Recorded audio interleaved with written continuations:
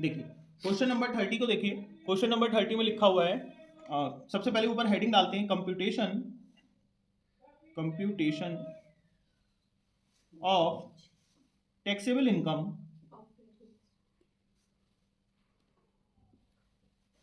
From house property of, जिनका घर है उनका नाम भी डाल दो, बेचारे को थोड़ी रिस्पेक्ट देने का है अपने को, mister Harish, for the assessment year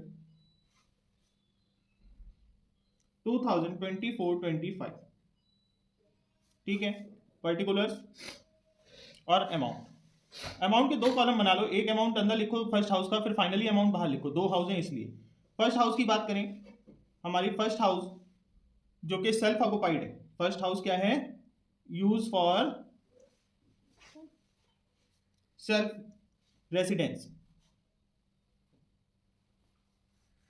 ऐसा घर जो सेल्फ रेसिडेंस के लिए यूज होता है, इसकी एनुअल वैल्यू, जो एनुअल वैल्यू होती है वो निल होती है और माइनस करा जाता है सिर्फ एक पॉइंट जो कि डिडक्शन आती है अंडर सेक्शन 24, जिसमें एक डिडक्शन मिलती है, that is interest on loan.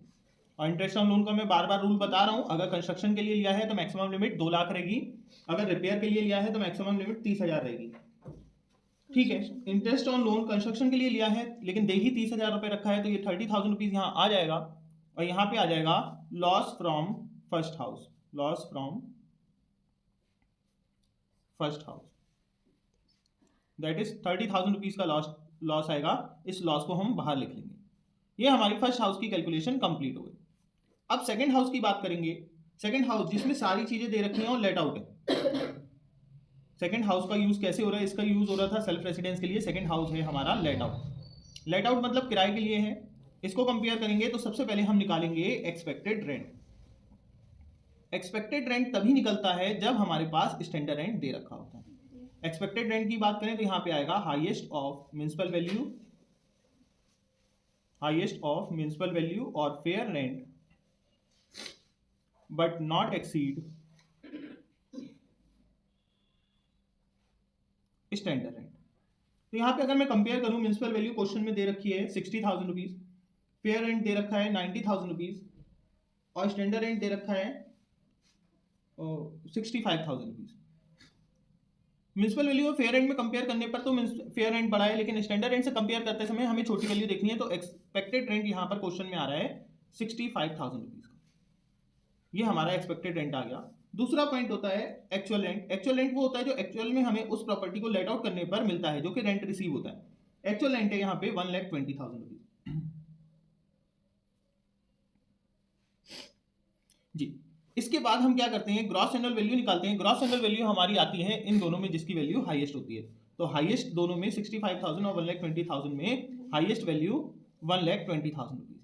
Gross annual value आने के बाद हमारा अगला काम होता है, माइनस करते हैं municipal tax paid by owner. और म्युनिसिपल टैक्स पेड हुआ है यहाँ पे इंटरेस्ट, म्युनिसिपल टैक्स पेड हुआ है 4,000 एंड 8,000 का, तो सेकंड वाले हाउस का 8,000 रुपीज है।